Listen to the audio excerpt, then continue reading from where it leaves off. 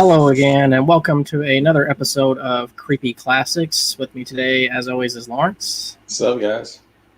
And today we are going to be talking about, we're going to be listening to and telling our favorite urban legends. I think there's 7 of them on this play I'm about to do here. But before we jump into it, I actually just talked to you about this. What is your favorite urban legend? And do you believe it or not? Well, ask that. I mean, an urban legend. What are we talking about? Like paranormal stuff, or like ghosts and goblins? Or... everything that falls under the urban legend category. The abominable snowman, Bigfoot, whatever. Just to give you an idea, I'll tell you what mine is first. My favorite urban legend is that story you always heard when you were growing up. Everybody has probably heard this story before, but it was the one about the girl who's left home alone, and her parents told her to make sure to lock all the windows and such like that, and she can't get the basement window to lock. So she tries to deadbolt it or something like that, and then she decides to go to bed later that evening. And she keeps waking up to sounds of water running or a dripping sound coming from the bathroom. So every time she does this, she reaches down to feel her dog beside her. It's like a comfort thing, and the dog licks her hand, and she feels comforted that she's got a protector there. So she goes back to sleep. Well, she wakes up a couple times and does this, puts her hand down there, and then the final time she wakes up at something almost 7 a.m. Or depending on, it's different with all the variations of the story, but she wakes up at 7 a.m. or something, goes, to finally investigate what the sound is. Looks out the window, sees her parents pulling in, and instantly shows a sign of relief. And then goes to the bathroom to see what the problem was with the water, to examine. And she sees her dog hung up on the shower rod, skinned and bleeding out, and the blood dripping is the sound she heard. That was the dripping all night long. And then who was the one? Well, hold on, I'm getting to it. And she goes back to her room, and there's a note written in blood that says, "Humans can lick too." That's creepy, but I never heard that before growing up either. You've never heard that story? No. Oh man, that's like a classic urban legend story. It sounds a lot like the Stranger Calls myth, where it's the babysitter's watching the kids and she sends them to bed. She keeps getting a phone call. The kids are upstairs. She's downstairs. She gets a phone call from some guy, unknown number, and he just keeps telling her stuff about the house. And he's like, I noticed you're there. You're babysitting. And, he hangs up. And then she keeps calling back, or he keeps calling back. And eventually he's like, yeah, you need to come up here and check on the kids. And she looks up the stairs, and she's like, how did he know that? And it turns out he was in there with the kids. That sounds like that story.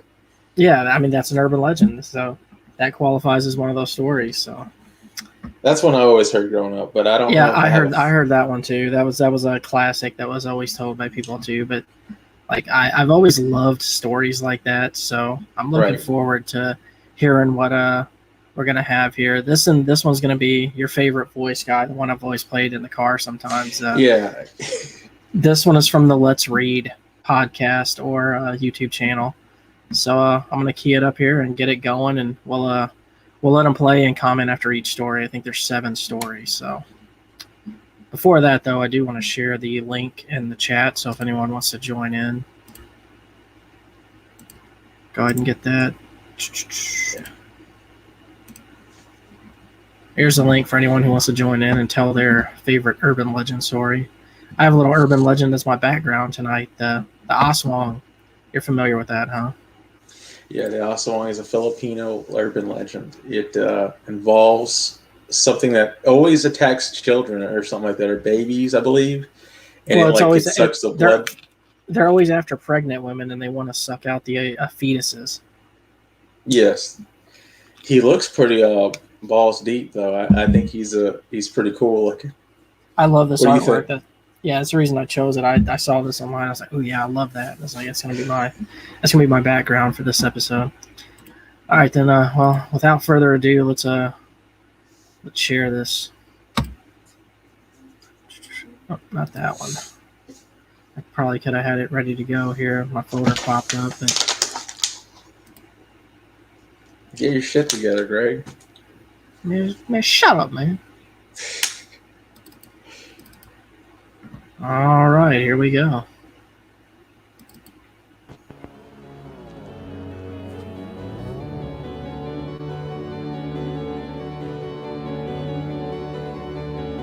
I like his intro already. Me too. It sounds like Mr. Ballman's intro, though.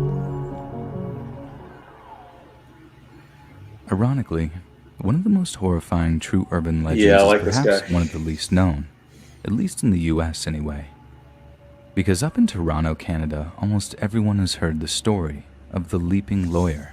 Ooh.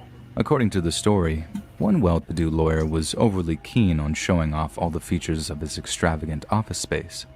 Set into a huge glass skyscraper, the firm who made the huge plate glass windows of the office boasts that their windows were unbreakable, and that it would take a shot from an artillery gun to successfully shatter them.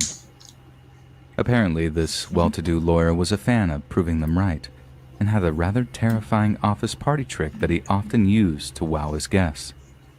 Right when the party was in full swing, he would take a running jump at the plate glass windows after announcing, "Goodbye, cruel world." Those in attendance would scream in horror as the lawyer leapt towards the window, only to be met with his hysterical laughter when he harmlessly bounced off the toughened, polished glass. Over and over, the lawyer repeated his death-defying stunt, until one day, the unthinkable happened, and the unbreakable broke. The lawyer reeled up, ran at the glass, thrilled by the accompanying screams of the uninitiated. But as his large, speeding body came in contact with the glass, it shattered.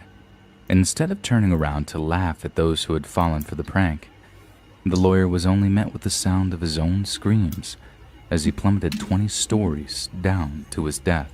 Oh, it's an urban legend that has everything. The impossible is possible. The arrogant are punished. And it's about as theatrical as urban legends get. Yet perhaps the real horror only comes when we learn that the entire story is completely and utterly true. After completing an engineering degree before attending law school, Gary Hoy took a job practicing corporate and securities law in the eastern Canadian city of Toronto.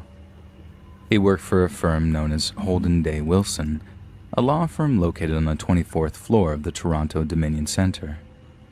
Then, on July 9th, 1993, Hoy happened to notice someone giving a tour of the office to a group of articling students from a nearby university. Like he had done many times before, he attempted to demonstrate the strength of the structure's window glass by slamming himself into a window. So, in order to give the students a good fright, Hoy took his usual run-up and slammed into the plate glass. This is where the urban legend differs from the true story, as it turns out the glass was indeed unbreakable and remained unshattered even on the day of Hoy's death. Instead, some rusty old screws, tired of Hoy's continual abuses, simply dislodged and allowed the window pane to slip out of place. Right there, in front of the completely unsuspecting students, Gary Hoy screamed as he slipped through the gap in the floor and the window, plummeting 24 stories to his death. The building's structural engineer Bob Greer was contacted by the Toronto Star for comment. When he learned of Hoy's folly, he was quoted as saying, "I don't know of a single building code in the entire world that would allow a 160-pound man to run up against a window like that. He must have been out of his freaking mind." In another interview, the glass company who made the panes was quick to state that the windows didn't actually break. "We just want to make that clear. It popped out of its frame. That's what caused Mr. Hoy to fall. Shoddy workmanship, not our product." Holden Day Wilson never recovered from Hoy's death, and it was definitely one of the factors that contributed to the firm's eventual closure less than 3 years later. At the time, it was the largest law firm closure in Canadian history, but national newspapers seemed to forget that Hoy's death even occurred. The firm's closure was blamed on mismanagement and financial discrepancies, and the fact that Gary's ghost had haunted all those that had witnessed his death was totally ignored. Maybe that's because the story became so frequently mentioned in fictional media, referenced so heavily on TV and in film, that people just assured it was the fabrication of some overly imaginative writer. And we can understand why. The tale is truly a horrifying one, something we'd rather tell ourselves didn't happen, rather than facing the bone-chilling truth that a man really did end up taking his own life, all because of a dumb prank. Alright, so let's pause after that story. What was this guy hope? I mean, like, of all the pranks he could pull, he decides, hey, I'm gonna, make it look like I'm gonna run through this glass window. I mean, that's a lot of trust he had on that construction. And that's what I'm saying. Like, he had to try it before, and like every time he did it, it was cool. And then finally, at the last, because he had to get it to loosen the screws on the window pane, so he had done it multiple times before, thinking he was safe. Yeah. And Death said, "Nah, bitch. I remember, like, your time is up, basically." And he shouldn't have done that. It was stupid, but I mean, he had to learn some way. Just sucks it had to be that way. Have you heard that story before? Or is that a new one for you? Yeah, it's very new. What year did that take place? Because I don't remember. He never says the year or the place, unless it's relevant. The place that a lot of these take place, but yeah, I don't know, man. But that's crazy. I wouldn't do any stupid prank like that. That's for certain. I'd find a better way. I am not. Dude, I am not trying to run into a glass window. I feel like you do it and you try to live stream it, like pranks with Greg, and it'd show you goofing off doing some shit like that. First of all, we wouldn't be lawyers. We're not smart enough, I don't think. I mean, you wanted to be. Yeah, I did. That's a personal story for another time. But, we're not lawyers now, so. All right, well, I like the first story. Good story. Let's continue. Go ahead. Send me all the notifications. Many of us will be familiar with the Bloody Mary urban legend. The idea that if you look into a mirror and say her name a certain number of times, a malevolent phantom known as Bloody Mary will materialize to murder you. Some might say that the movie series The Candyman borrowed the concept, having the protagonist stare into a mirror while repeating the titular character's name as a means to summon him. Candyman. It's certainly a terrifying trope. Don't you say it a third time. The idea of staring into a mirror, only for someone or something to suddenly appear behind you. It's enough to make even the bravest of us shiver. But no one's ever just appeared out of someone's mirror to murder them, right? Those of you who wish to remain in blissful ignorance, I implore you, stop listening right now. Ooh. But for the rest of you, I'm who enticed. don't mind being a little paranoid for the next couple of days, let me introduce you to the story of Ruthie Mae McCoy. At around 8:45. What do you have to say, Lawrence? I had to say this. Tony Todd was the best Candyman, hands down. Agreed. On April 22nd of 1987, Ruthie Mae McCoy made a 911 call from her 11th floor Abbott apartment on West 13th Street, Chicago. After the police dispatcher asked Ruthie what manner of assistance she required, he found her response to be incredibly perplexing.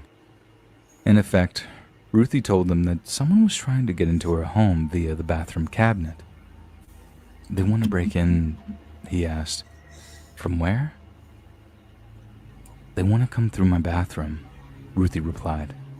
"I'm on the other side. They're trying to reach in through my bathroom cabinet." The dispatcher had already established that Ruthie was on the 11th floor of a 13th Street high-rise.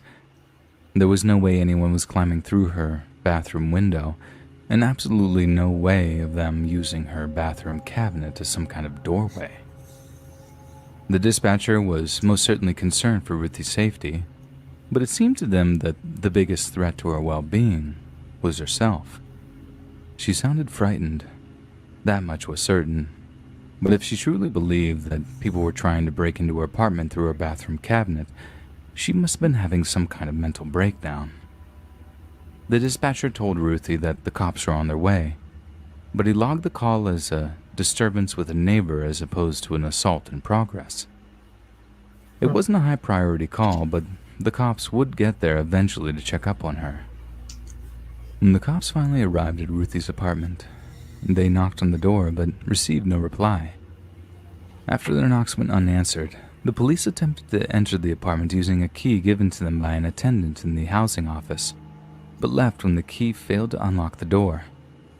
The next evening, Chicago PD received a call from one of Ruthie's neighbors who was worried about her whereabouts, considering she had seen police at her door the night before and still had not seen Ruthie.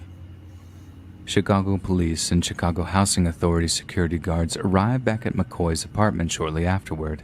This dude has After the best knocks voice. and calls for McCoy went unanswered, officers suggested breaking the door down, but unbelievably, were prevented from doing so by the CHA security guards, who told them they'd sue the city for damages if they got fired from their jobs.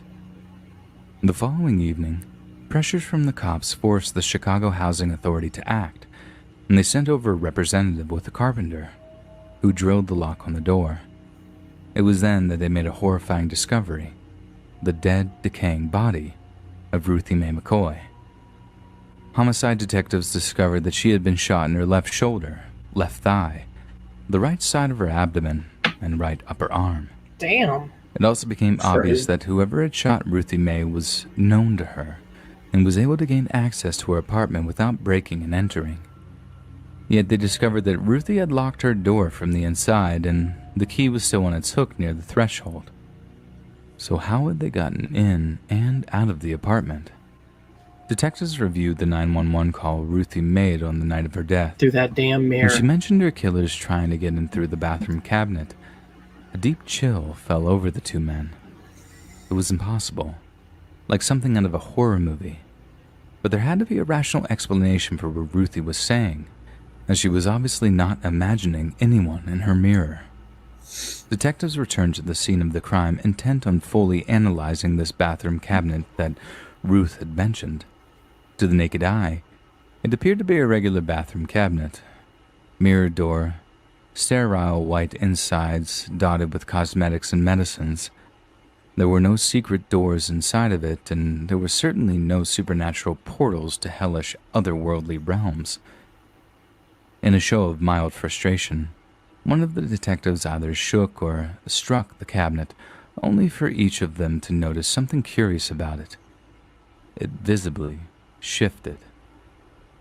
We can imagine the moment.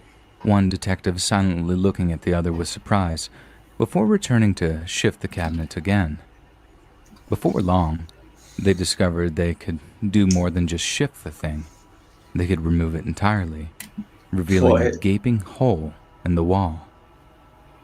As it turned out, the ABLA projects, which Ruthie called home, had a rather unusual architectural quirk built into it, in that certain apartments connected to one another via a narrow tunnel that ran behind the bathroom cabinets of opposite apartments. Why? This design was intended to provide easy access to plumbing fixtures if maintenance was ever needed. There we go. And in some cases, apartments above and below each other were also connected by similar means. Granted, this made tradesmen's lives much easier, but also provided easier access for burglars and also nefarious types, as the bathroom medicine cabinets were easily removable from each end. A person could simply remove the cabinet from the wall of the apartment they were in, crawl through the narrow passage known as a pipe chase, and push in the cabinet of the unit they were trying to access. Break-ins via this method have been going on in the ABLA projects for quite a while by the time of Ruthie's murder, to the extent where residents would put furniture in front of their bathroom doors or tie them with rope before going to bed. It was obviously a huge problem, but one that was completely overlooked in the construction of the housing projects. Until the Chicago Housing Authority could find the money to fix it, residents were told to simply make do. Ruthie's apartment, number 1109, happened to be connected to number 1108, and this is obviously where her killers emerged from. Number 1108 was indeed being rented at the time, and it's believed that the tenant on record was actually a drug dealer who allowed his customers to use the apartment as a drug den. These shady drug-using types must have either entered or heard about the flaw in the architecture and decided to use it to their advantage. 2 ALBA residents, Ted Turner, then aged 18, and 21-year-old named John Honduras, were charged with murder, home invasion, armed robbery, armed violence, and residential burglary. A number of witnesses claim they saw the two men carrying McCoy's 19-inch color TV and rocking chair around the projects in the hours following Ruthie's murder. After years of arrests and continual investigation, the charges against the two men were dropped due to lack of investigation, and the Ruthie's killers were never officially charged or imprisoned. Even without the supernatural element, the idea of someone being able to violently break into your apartment via what amounts to a secret passage is absolutely terrifying. Very few of us ever seen the blueprints to the apartment buildings or houses that we live in, and even fewer are actually interested in doing so. And so how do you know for certain that there isn't some kind of secret entrance to your apartment? And if there is, how do you know there isn't someone sneaking along it right this instant, ready to jump out on some poor unsuspecting scary story fan to give them their own personal horror story?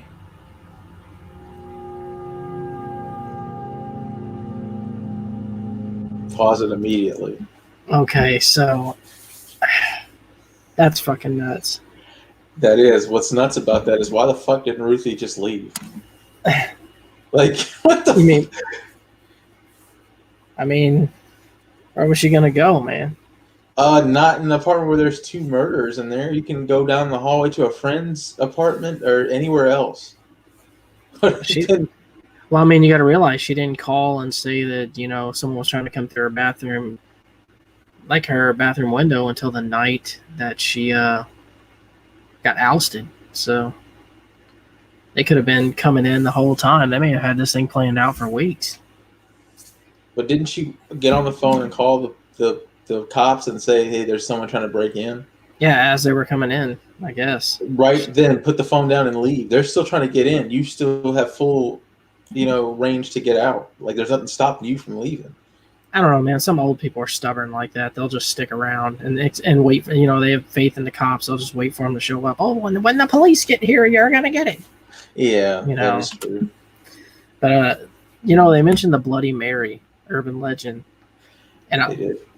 And one of the things that's always creeped me out, dude, is that thought, like the mirrors. I don't like mirrors in general, like in a room with me, especially in a room I'm sleeping in, because like there's always that paranoia that like, what if my image does something different than I do?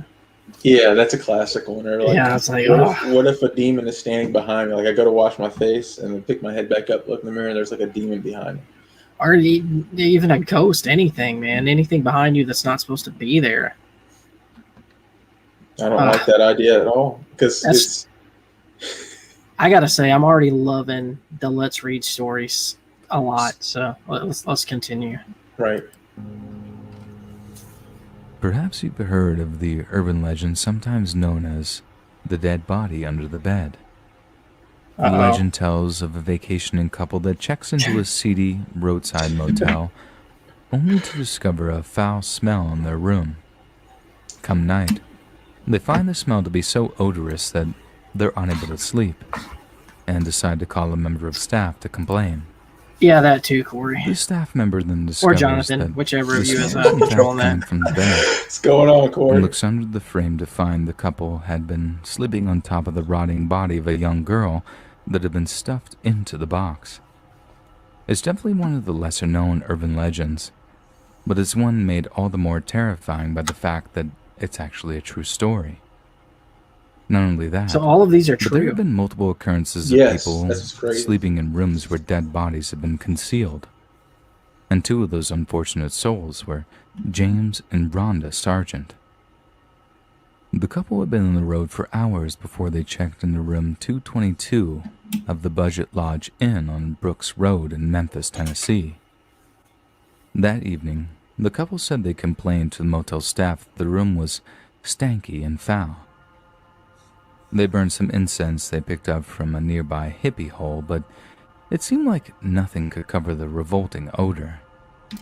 Though it seemed that someone had apparently tried before, because the sergeants noticed there were fabric softener sheets stuffed into ceiling tiles and nooks, and the smell was strongest whenever anyone sat on the bed. It was perhaps the worst night's sleep of their entire lives, and in the morning, the couple left the motel, determined to never darken its doors again. Oh, that's awesome. Sometime later, the smell had attracted some asleep, negative Lawrence. attention. I know this guy's voice is good. The motel owners finally Now I'm decided to focusing call in the on the police. story. I'm not falling asleep. More than one guest had commented that Check this it out. smells like a dead body in there, in room 222, and they were That's a wrong. fucking urban legend. Homicide detectives instantly recognized the smell as belonging to a corpse, and after turning the room upside down, looked like at the that. moldering cadaver of 28-year-old mother of 4, Sony Millbrook. Throughout the course of the police investigation that followed, it was discovered that Sony had checked into the Budget Inn sometime in January of 2010. She was staying with her boyfriend and father of 4 of her children, Lakeith Moody, and the room was in his name. Millbrook had been there for a couple of weeks when one day in late January, she did not pick up her kids from daycare. Her sister, Linda James, reported her missing. Police believe she died the day she vanished, but were told by motel workers that they had bagged up Millbrook's personal belongings and cleaned the room. The workers said nothing appeared amiss and the room was rented out. If Sony had indeed been a victim of foul play, it certainly hadn't been the Budget Inn, or at least so it seemed. After Sony's body was found, Lakeith Moody was stopped while driving Millbrook's car and was arrested on federal charges of being a felon in possession of a gun. They took until his trial in 2014 for him to be convicted of murdering the mother of his child, and he was automatically given a life sentence in accordance with state law. Back to back. I'm just a shock because I'm like, Back to back. okay, I done laid on top of this lady's body, said Rhonda Sargent, who stayed in the room after Millbrook disappeared, before her body was found. This is somebody's daughter, someone's mom. Why didn't they investigate this fully? I think I would have searched all over, her husband James added. I think I would have known to look up under the bed. Yet he didn't, and neither did the police. It was already clear. Talk about ruining a crime scene, Memphis Police Director Larry Godwin said in March. It had also been rented several times with next to no complaints. It was like, well, we don't have any evidence here. The officers wanted to solve it, and so they went in a different direction. Whether or not there was misfortune, or simply incompetence on the part of investigating police, it's impossible to judge. But what things remain clear, that an alarming number of people have actually slept on beds under which a body had been concealed. So next time you're on the road, and you stop to spend the night at a roadside rest stop, make sure there's nothing masking any particular nasty smells. And as always check under the bed, as apparently, you know really well when you'll be sleeping with an unexpected roommate.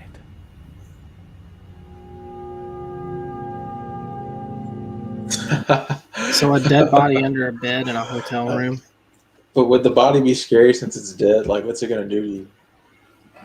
I mean, stink. Obviously, it was.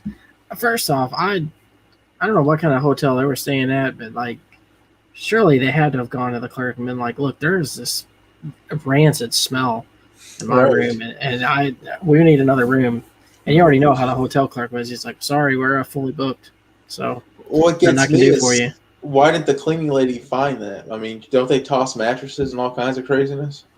Guess not at that kind of hotel. Yeah. Must not have been a 5-star. Now the thing that got me is that the police didn't even look under the damn bed. It's something's funky with that story, but we'll go with it. But I mean, think about it. Like, who looks under a bed in a hotel room? I do. Really? That's where I put a lot of every time I go in there, that's where I put my shoes. Under the bed? Yeah, I just slide them under the bed so they're not in the way. Why? They have a Where those- closet. I never use the closets for nothing. All right. Well, moving on. You just sat down on the old porcelain throne, and you're settling in Oh to yeah, relieve my favorite yourself. spot. A kind of serenity Porcelain comes over throne. you. It's a time of privacy, of solace and seclusion. The more uncouth among us might even describe the feeling of voiding their bowels as blissful. And as disgustingly satisfying as a good dump might be, sitting on the toilet with our pants around our ankles is without a doubt one of the most vulnerable positions in which a person could possibly find themselves. And for some, that vulnerability might have become frighteningly apparent to us at some point. It seems impossible, sure, but what if something could swim up the sewage pipes, slowly snaking or scuttling through the filthy toilet water, only to surface right when we're at our most exposed? Perhaps a rat, wiggling its My wife fleshy has this pink tail, paranoia. surfacing with a squeak and then launching I did itself when I was a teeth kid. first at our backsides. Or a snake, winding its way up the pipes before sinking its fangs into you-know-what. Maybe even an alligator, floating in the toilet, An just waiting for alligator? us to come along and lift the lid alligators so in it the can rip sewers. off an appendage or two. Most of us had a similar kind of irrational thought whilst sitting Definitely in the don't want toilet. that to happen during that But rats, situation, snakes, Corey. and gators can't really swim up our bathroom pipes, right? I mean, that's got to be just an urban legend. Well, I hate to break it to you, friends, but it's true. And rats have been crawling up sewer pipes That's and all I into need to people's hear. toilets with horrifying frequency, and just for about as long as sewage systems have existed.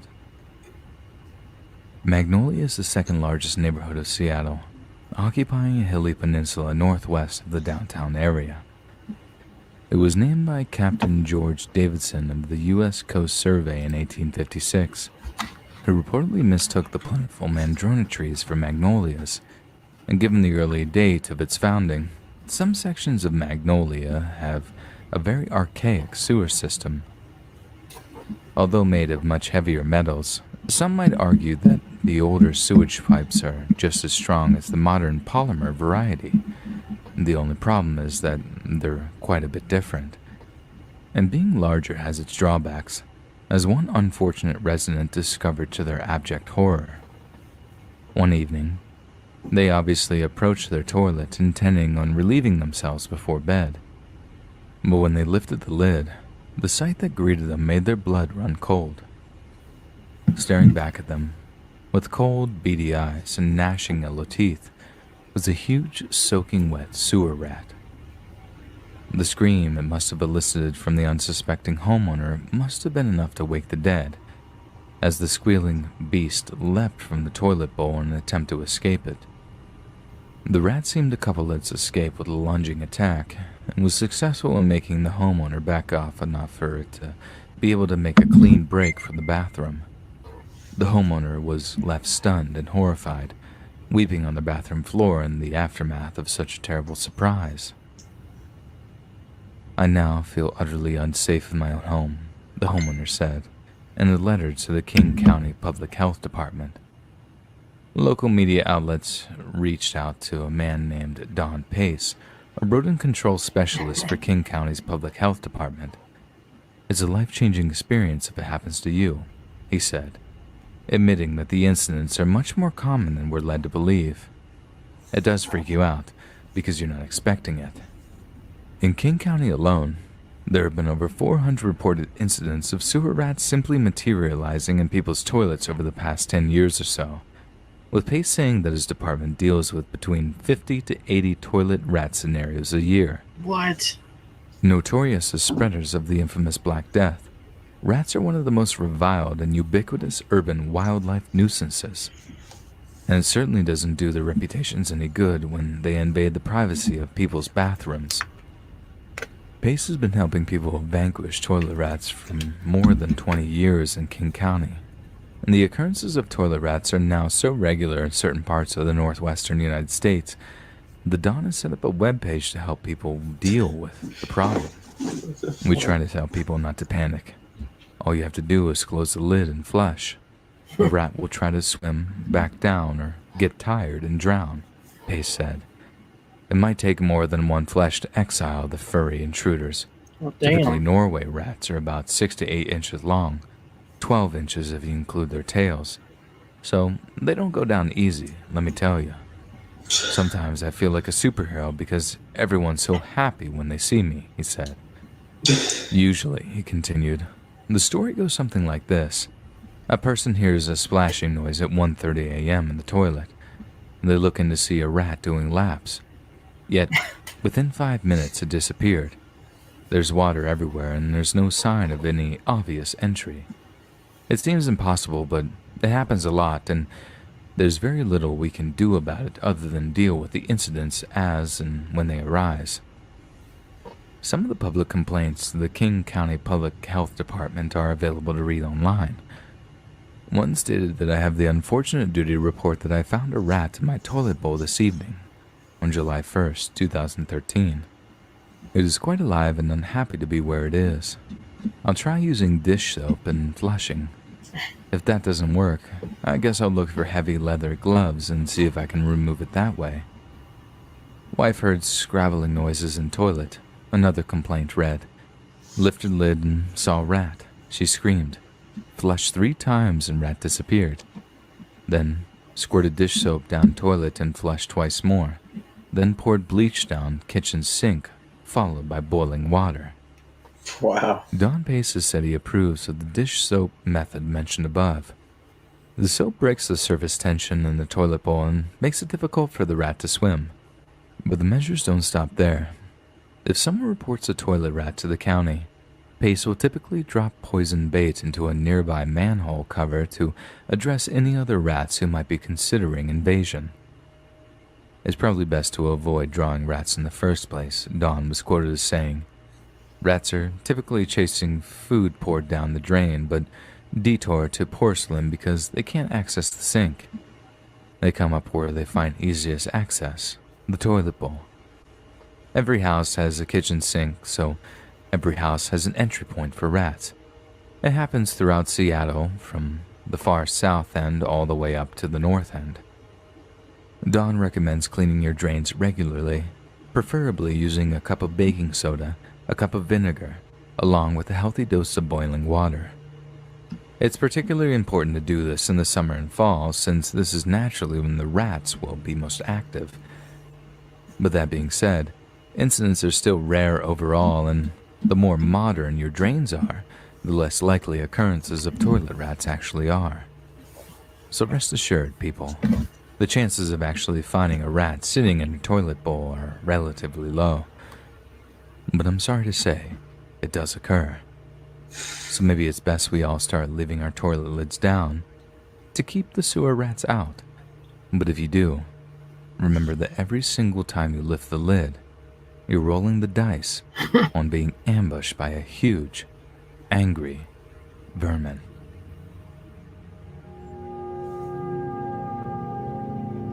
So, Lawrence, what would you do if you found a rat in your toilet when you go there to take your late night piss?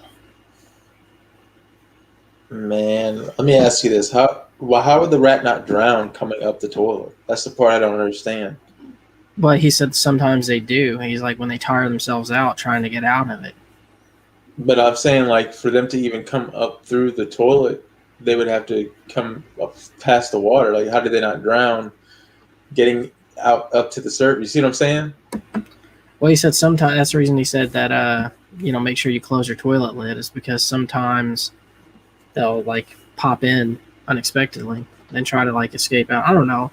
Somehow, I guess if the pipes are big enough, man, they can work their way through the pipes without drowning. You'd have to talk to the rat about that one. No, we want to talk to the urban myth about this, and something doesn't add up. But I had never seen that. But if I did, I don't know. I don't like rats, man. I'll tell you that right now. I'm not a rat person. I'm not afraid of rats. I'm going to pull a Dustin on this one. If there was a rat in my toilet when I lift the lid, I'm just going to kick the shit out of it. I'm going to whack it with something. To be honest with you, I'm more scared of fucking roaches than rats. Like, I don't fuck with them, but the rats, So what if you go to open your toilet lid and it's just completely filled to the brim with roaches? Then I'd be scared. Like that would be a urban myth for me. That's Or my when you church. start, or when you open it up, they just start Because I fucking think that flying has out like happened. crazy. See that flying shit gets me. Rats start to fly, then we're talking something. But until All then, right, let's move on. let's continue. As we all know, sewers are dark, dangerous, and scary places. The fictional home of supervillains, evil clowns, and post-pubescent reptiles trained in nujitsu, there's obviously a lot of nasty, gross, and hazardous stuff down there. Rats, used tampons, toilet paper, sewage, you name it. If you flush it, it's down there. But what about the infamous colonies of alligators that are so prevalent among urban legends? Alligators in the sewers. It's certainly a Just talking claim about that's this. been around for decades, and you've probably heard some version of a tale that kicked off the urban legend. Supposedly, a spoiled young boy gets a baby alligator, of all things, for his birthday and flushes it down the toilet when he's bored of playing with it. Years later, as the story goes, the same boy reaches into a sewer grate for a lost baseball, and his arm is ripped off by a former pet, now monstrous and ravenous for blood.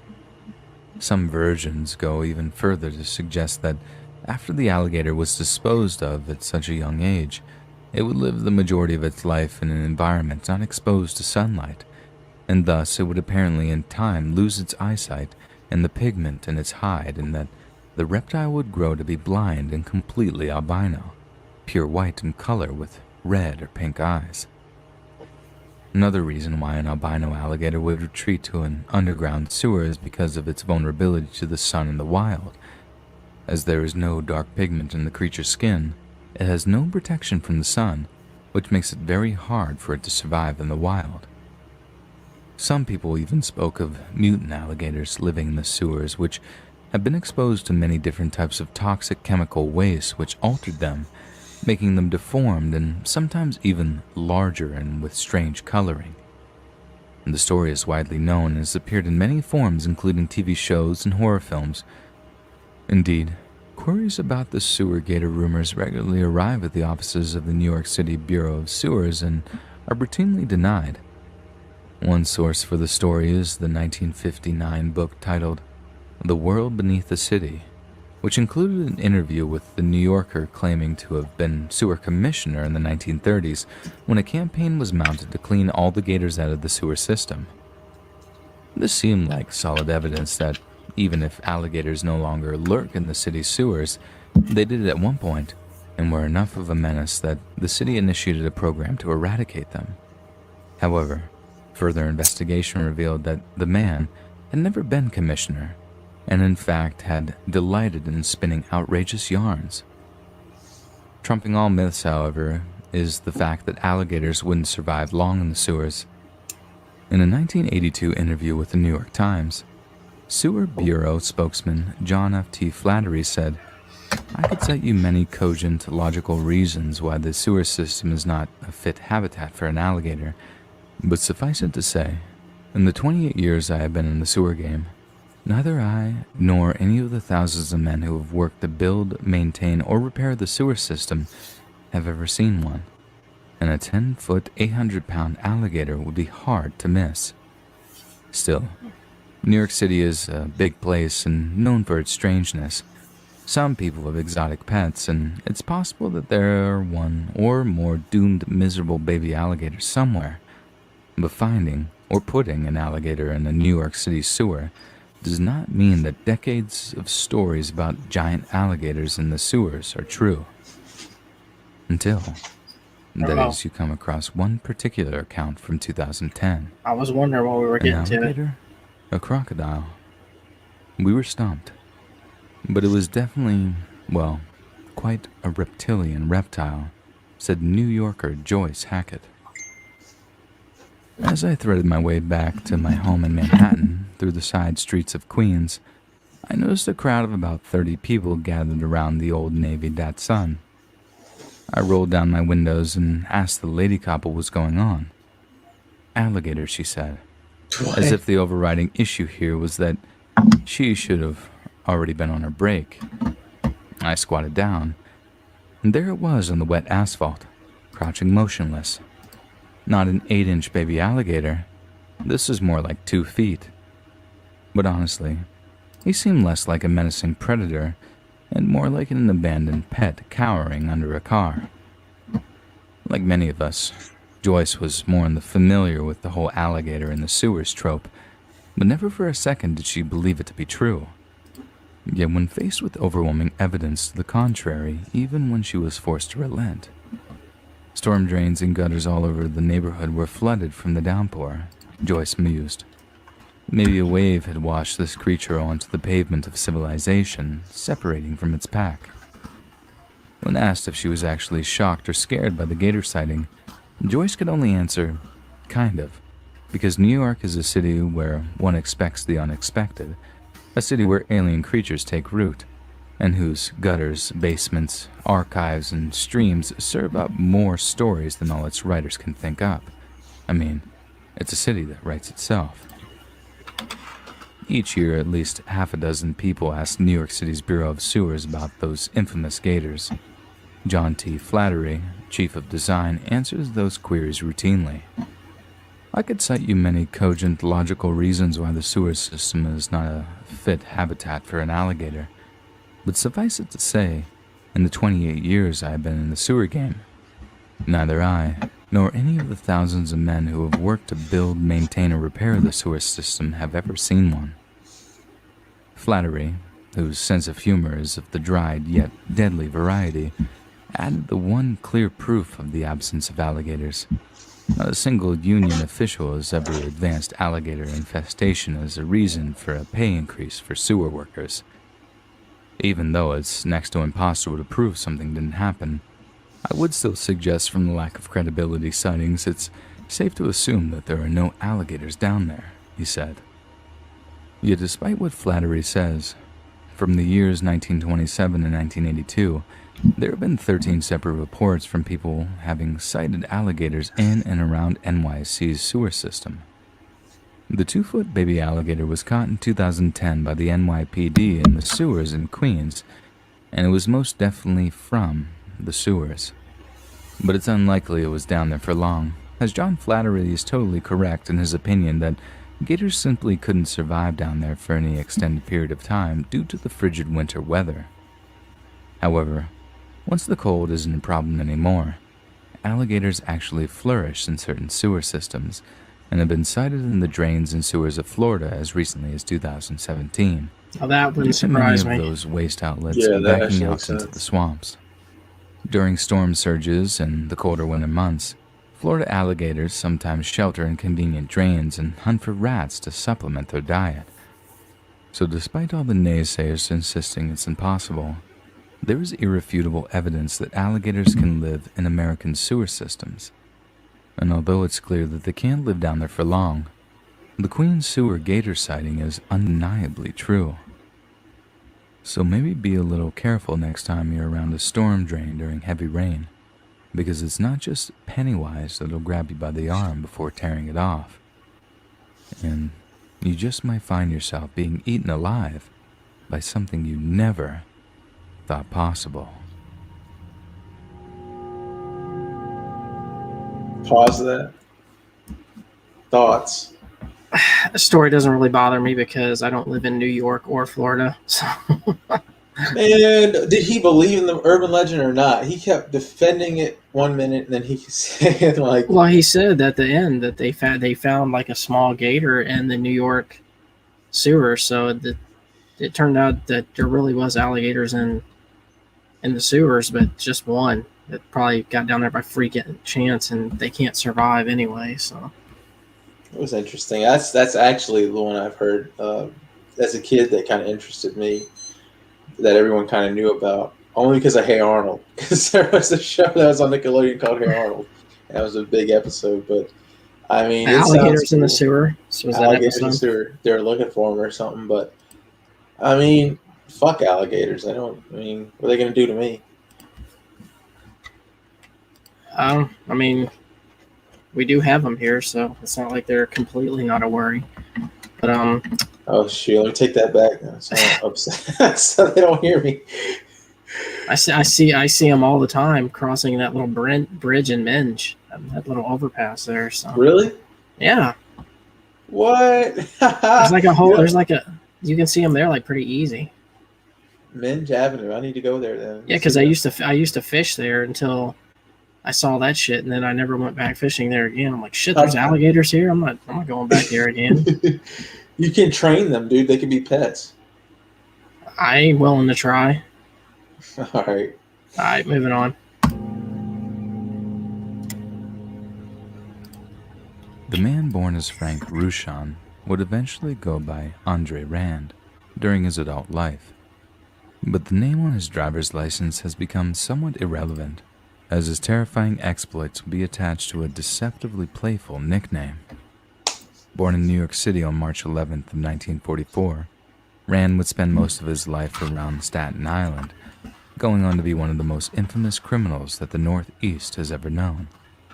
And although Rand definitively wasn't the most prolific serial killer, it's more the nature of his crimes that made him so universally reviled. You see, Andre Rand's prey of choice was children. Thankfully, Andre Rand is currently serving several consecutive 25 years to life sentences. But the convicted kidnapper and suspected child serial killer managed to wreak enough havoc and inflict enough pain in his time that his capture and imprisonment provides very little solace. Yet bizarrely, the man's morbidly fascinating tale began as a real-world campfire story. In days gone by, young people all over the borough of Staten Island would scare the living daylights out of each other with descriptions of the monstrous figure known only as Cropsy, supposedly a sort of boogeyman figure with a razor-sharp steel hook for a hand.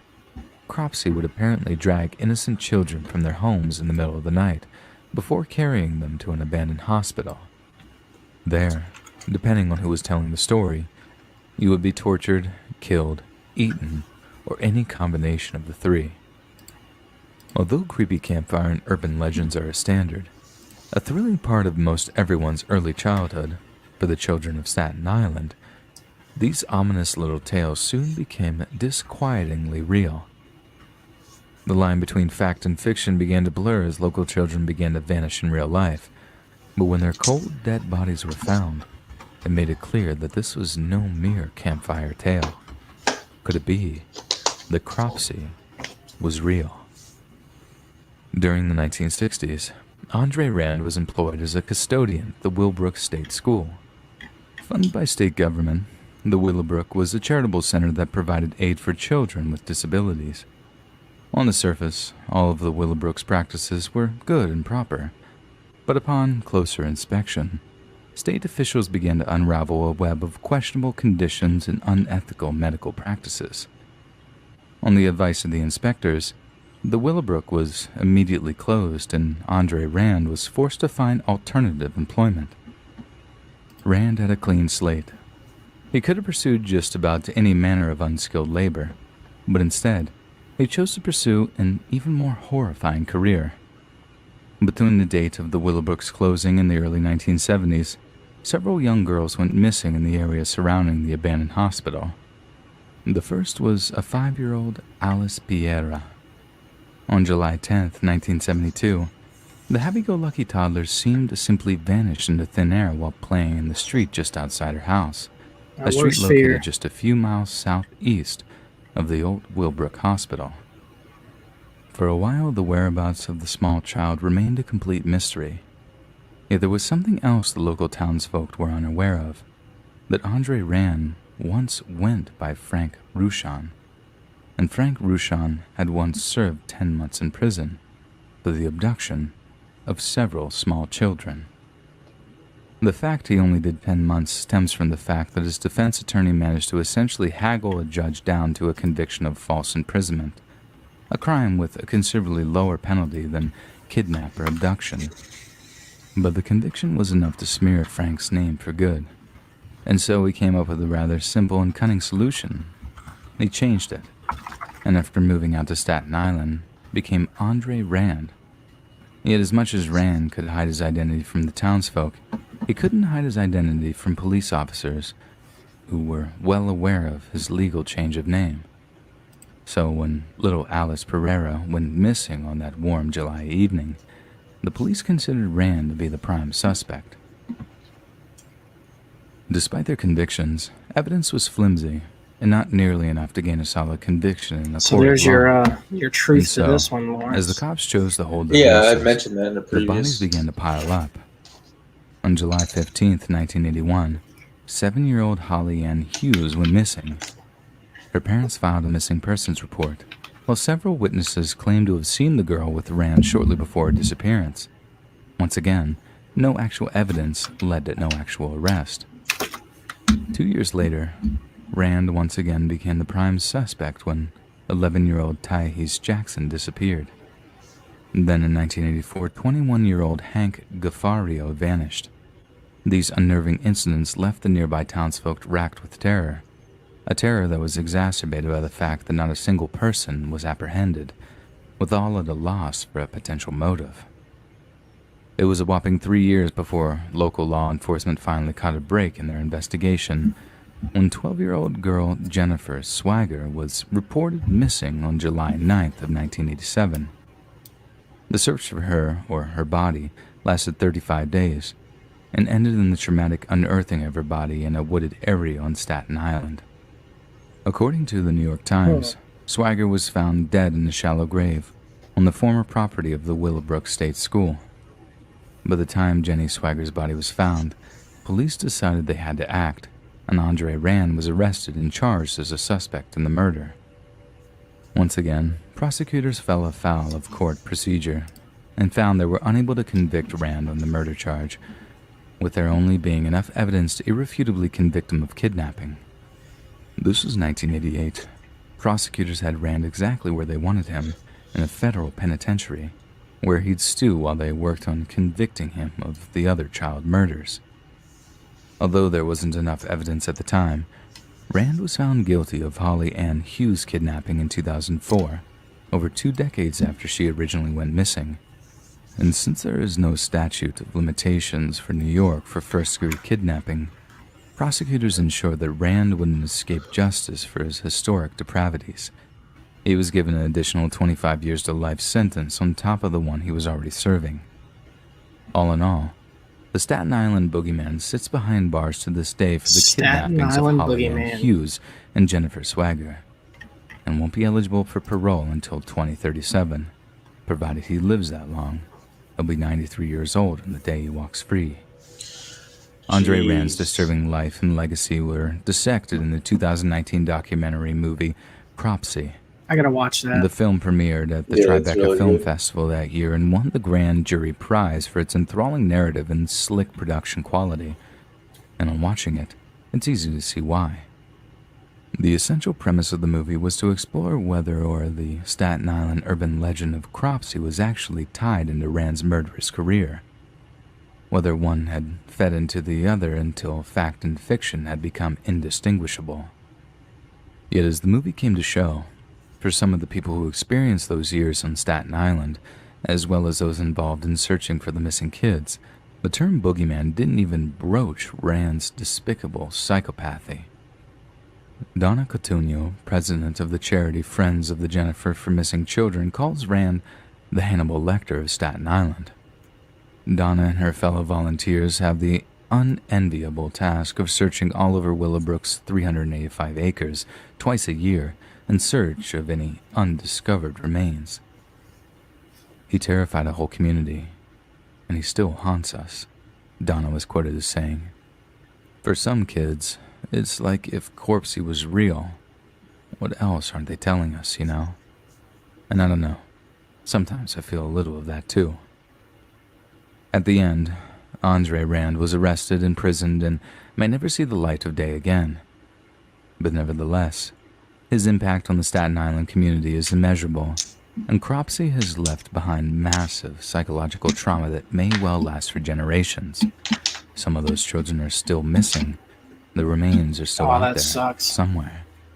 And as the years go by, and their bones are pulled one by one from the cold earth, entombing them, the memories of Rand's reign of terror will come back flooding over and over again.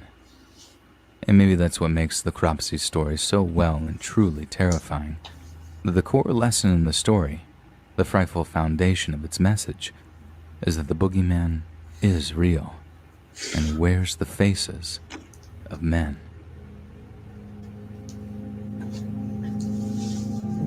Go ahead and pause it.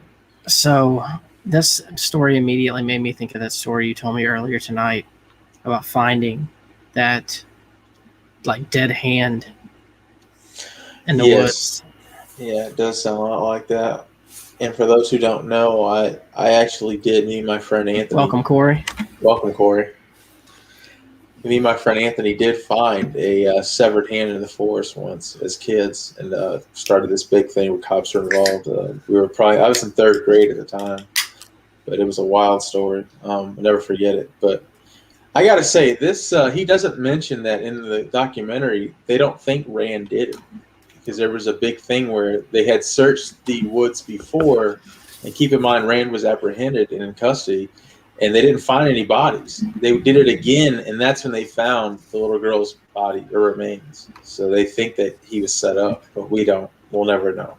I've never heard anything about that story or don't know anything about it. Watch the documentary. You can watch it on YouTube for free. Yeah, so. I'm going to. I'm going to already put it on my list. Yeah. So what's going on, Corey? Not much. Figured I'd hop on with you guys.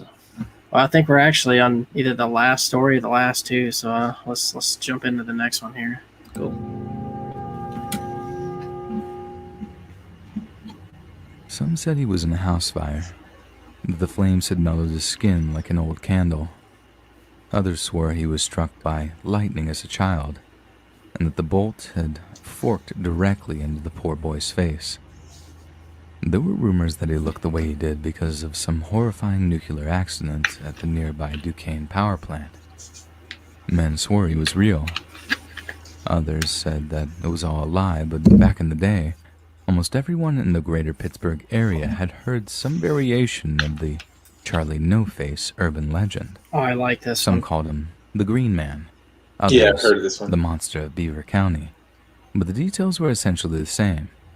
Some older Pennsylvanians even Corey, claimed how you to have like met my Charlie clear No-Face when they drink were here? younger, It's Clear Mountain saying Dew. it was by far the single Pretty most cool. terrifying moment of their lives.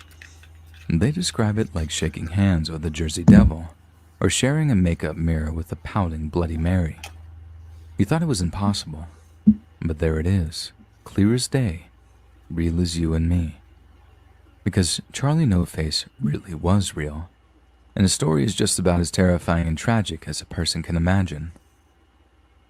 On August 16th of 1919, an 8-year-old boy named Ray Robinson was taking a walk with his sister and a few other friends out near Newcastle, Pennsylvania.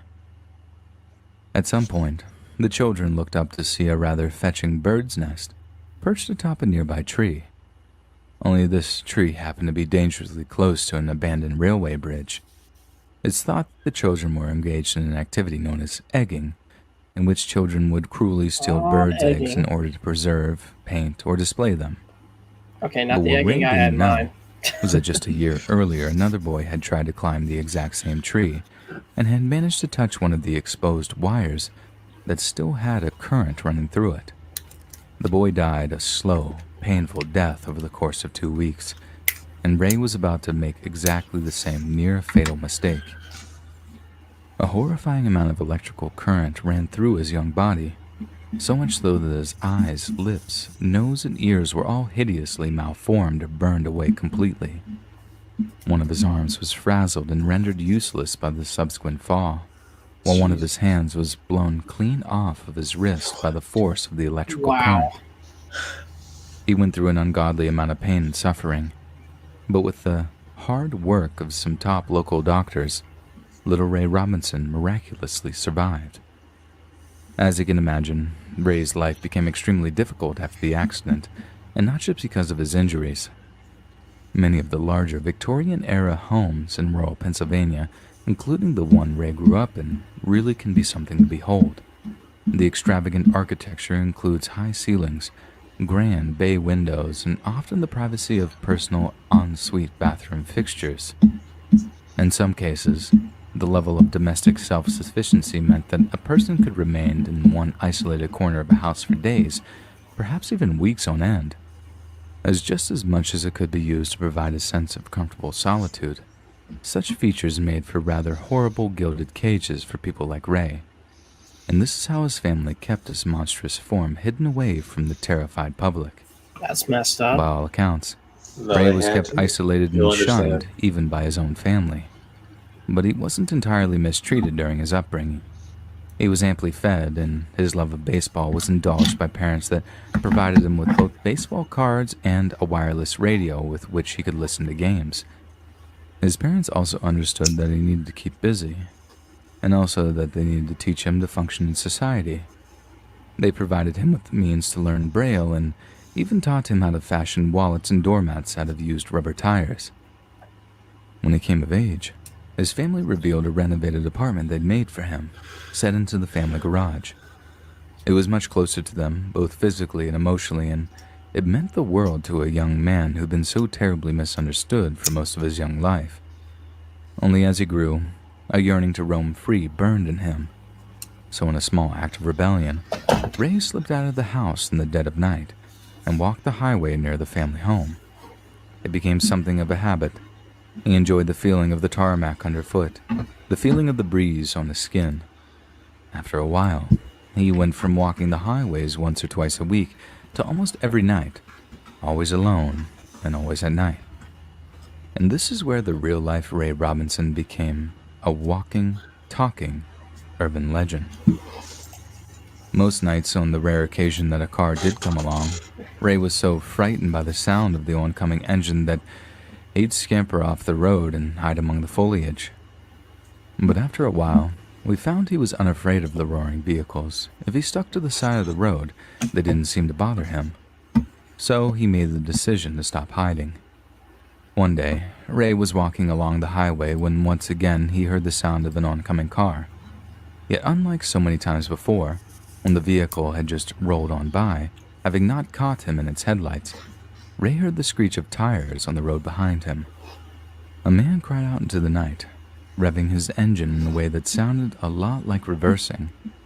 Ray spooked, bolted off the road and into the cover of some trees. Ray swore off his nightly walks for a while, but the damage was done, and in nearby Elwood City, rumors began to spread of a man with no face. The first sighting didn't cause too much of a stir. People just thought the storyteller was tired, crazy, or drunk. But after a few months, a second sighting of an obviously restless Ray Robinson caused something of a frenzy among the local townsfolk. People would scour the length of Route 351 once the sun had set, desperate to confirm the rumors of Charlie No-Face for themselves. But one by one, the people of Elwood found the rumors were all true. As one might expect, Ray's rather unusual appearance was the subject of equal parts fascination and revulsion. But for the most part, those that encountered him were not without compassion. People began to offer him cigarettes or beer, two amenities he'd never had the fortune or misfortune to have partaken in. And like many of us, he found that he enjoyed them. It also seems that he was partial to having his picture taken, as there are many confirmed photographs of Ray with smiling locals, arms around his shoulders as if he were a beloved celebrity. Again, rumors spread that Charlie No-Face liked beers and smokes, and the town folks would bring tributes to Ray on a nearly nightly basis. This only further incentivized his nightly rambles down Route 351, but not everyone who sought him out had good intentions. According to some Elwood residents, Ray was attacked and beaten up on more than one occasion. One person even tells the story of how one particular cruel character filled a bottle of beer up with his own urine, chilled it, and then gave it to the blind wanderer on one of his moonlight jaunts. That's fucked up. Some would stop him, offer to give him a ride, then simply drive in the middle of nowhere and kick him out of the car. That's Shocking, but not surprising, as anyone even remotely familiar with humanity might be quick to remind you. That's something like One Rico older would Elwood do. resident tells the story of driving down Wallace Run Road late at night with his friends, I bet They had brought with them a case of beer, the urine a and the straw, beer. and some He cigarettes, probably said, and their "Give me usual that very tribute to little the Green pumpkin Man. pie haircut." Although his friends had seen Charlie No Face before, our narrator had yet to have the pleasure. And when Ray Robinson finally presented himself in the flesh, right in the seat next to him, the man said he was frozen in terror. Everything they said about him was true, and his face really was green. But as it turns out, there's a rather grim reasoning behind this discoloration, as Ray's nose was basically an open wound for his entire adult life. Yeah. And as a result, he Yeah, you often have to see a suffered picture from of him. some quite I've seen it. dangerous infections, thus turning his face a slightly verdant hue. People need to understand, the resident was quoted as saying, this was a human being, a real person, and someone who endured one of the most tragic lives I've ever encountered. Underneath it all was this beautiful, kind man. Somewhere, there exists a photograph of Ray Robinson posing with a woman. It's clear that she's happy, that she's unafraid of him, and the way she holds him speaks to the warmth she has for a man she may never, ever have met before. All based on a well-deserved reputation of being a kind and gentle spirit who wouldn't let a life-changing accident keep him down. There also exists an interview with a man whose brother was killed in action during the Vietnam War. By his own admission, his fascination with Charlie No Face was a rather eccentric one, but he also credits Ray Robinson with helping through the darkest period of grief he'd suffered so far. Ray wasn't just an urban legend. He was a real flesh and blood man. Oh man, And a this good dude one looks at that. scary. Yeah, you seen it? I Ray got it was right Yeah. here. in an assisted living facility when he passed away Share in that if you get a 1981. chance. His grave is We'll in the load it up Grandview after this one, Cemetery, after that. located This at last story. 139 Norwood Drive in Beaver Falls, Pennsylvania. And coincidentally, it's just a few plots away from the little boy electrocuted in the exact same manner, just a year before his own accident. Occasionally, someone comes along to put fresh flowers down on Ray's grave. It's not clear whether this is one person or many, but the message is clear. Ray's legacy lives on, be it in the terrifying tales of the man with no face, or in the love that those who came to know him show. So here's to Ray Robinson, the urban legend who turned out to be very, very real, and who deserves to rest in the deepest and most heavenly peace. All right. So that does that. Let's pull up the. I'll go ahead and remove that out of here. Let's pull up that picture real quick. I got Yeah. this is You got this it? is nuts. Yeah, I got it. Let me see what you got. Well, I'm gonna pull up the one I found on. Open link. Does it look like Sammy Sosa? No, he's wearing like an army jacket in this one. It's a colored photo. What? I got all black and white ones. Let me see. Yeah, let me pull this one up for you here.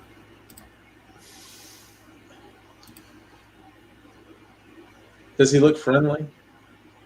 No.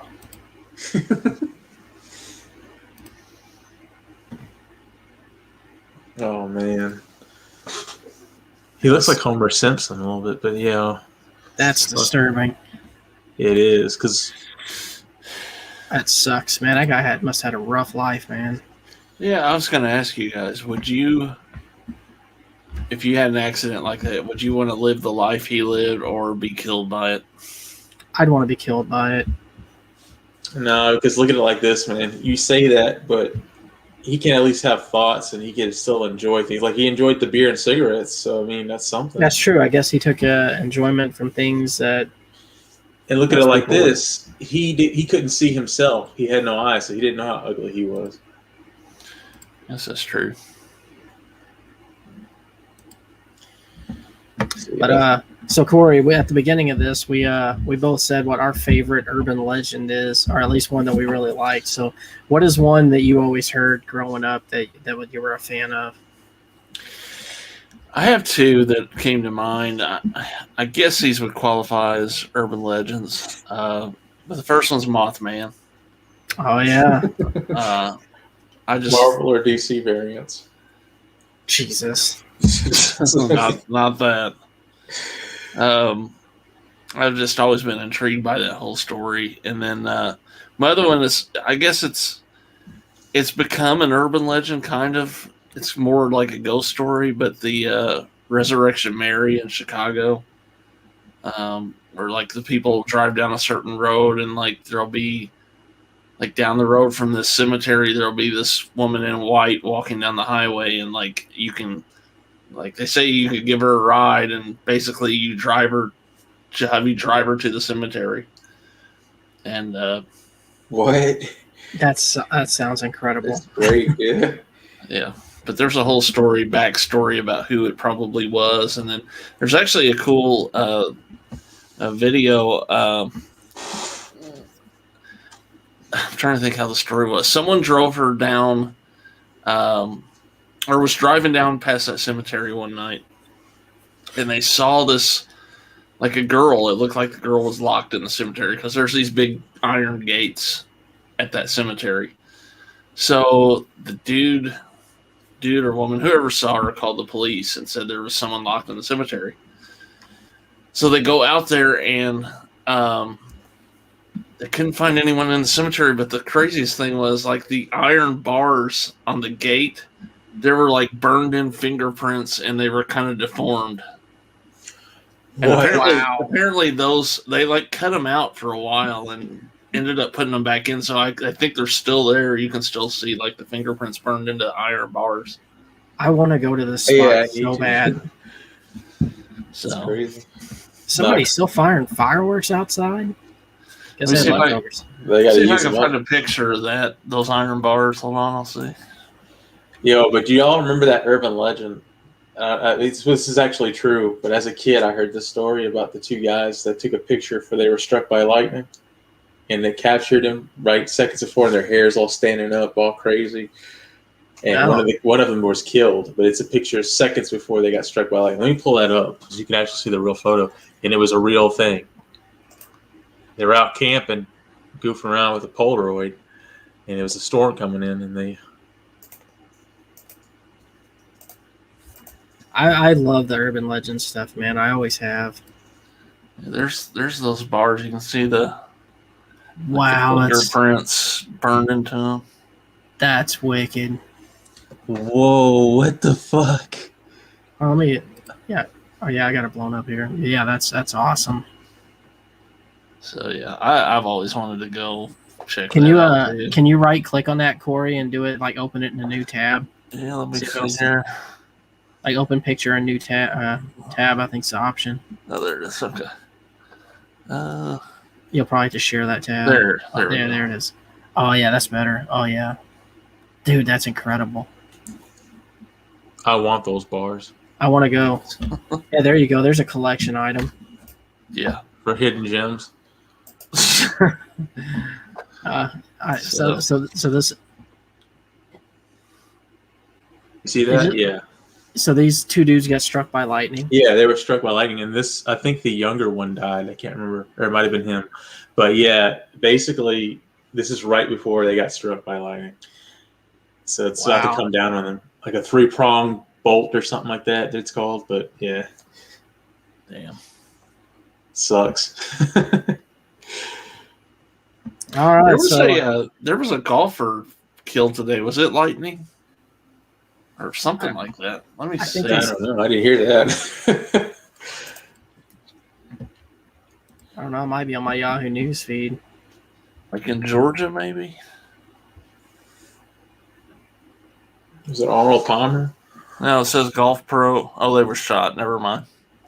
Anytime I hear like golfer dead, I'm thinking like lightning or something. But never mind. Sugar McGavin?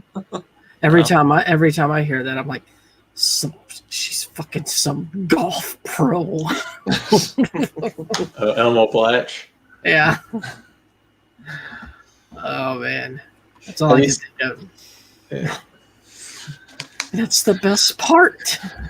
Oh, all right. I guess we'll wrap this one up. You guys excited for the stud list tomorrow? Got my list already.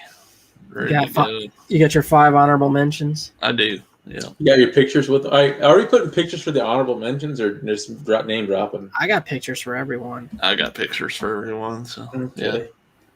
But did you tell Jay to have pictures or? I did not. I'll send him a Twitter message. Okay. If not, we may just have to have him Google it during and then pull it up. And that's fine. I'm gonna be sweating on this one. I'm already 0 for 3 or something like that. My lists have not been. People have not been too happy with me. I actually feel like I've got more legit ones than I thought I was going to, but whatever. You're the king, man. you're gonna win this one too. Might as well say it.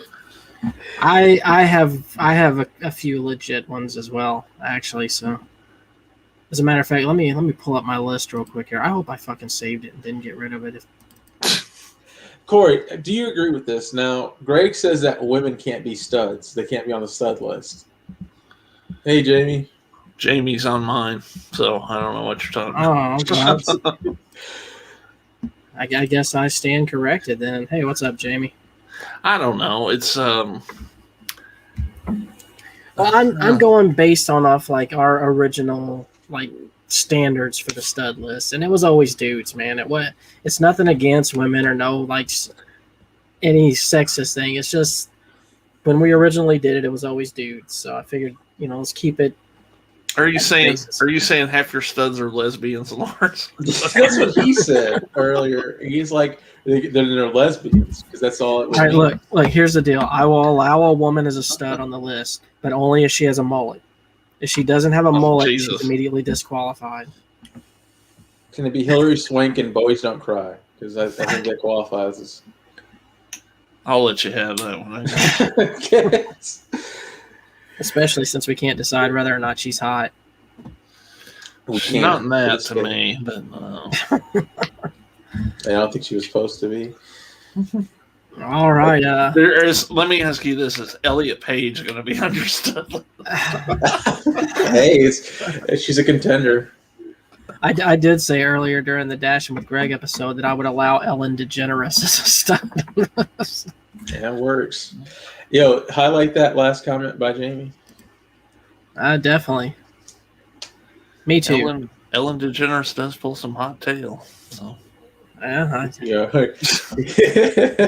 I don't know who she married to, so I got to check that out. Portia, is it still Portia de Rossi? Is that her wife or whatever?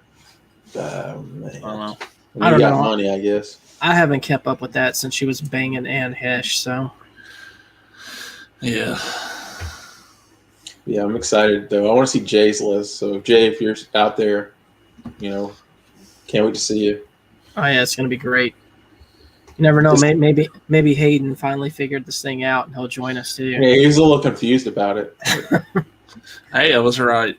God. Is it?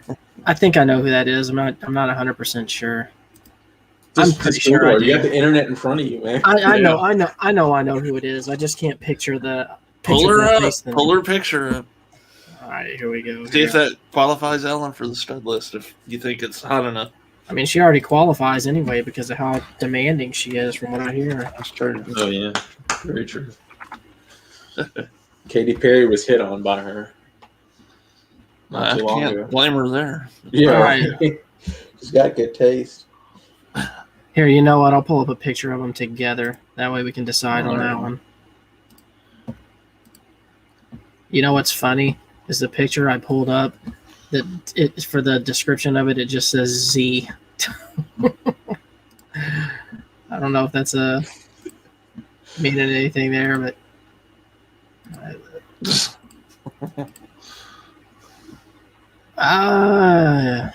That's a bad picture. That's a very bad picture, man. I can't tell who was the stud in that picture. I think they both are. They're competing. Why did Ellen have a pumpkin pie haircut in that picture? Her motivation was Vince McMahon when he had his little boy haircut. Only Dr. Octopus could pull that haircut off. My Aunt Cheryl has the Vince McMahon little boy haircut right now because she shaved her head for my mom and it's just growing back. It's funny. My Aunt Cheryl and my cousin John shaved their head in support of my mom. My mom never lost her hair. It's growing longer. I said, the joke's on you. Oh, man, that sucks. Can they get their money back now? No. Yeah, they'll get their hair back. It's all right. It's for a good cause. All right, fellas. I'm gonna go ahead and wrap this one up. It's getting kind of late here, and I know Lawrence was falling asleep during the podcast, so I know he's ready for bed. But all right, guys. Yeah, just want to thanks to everyone for listening. Hit that like and subscribe button, and if you want to show us some support, check out our Patreon at patreon.com/theslackercast. And Greg, what time is the show tomorrow? It is going to be probably around 9:45 ish. I say that because I'm always late, so around then. Stud list, top 10 studs. I'd like to hit it at 9:30. So I mean, we may start early. Just depends what time I get home. But my headset is dying, so until next time. Slack off.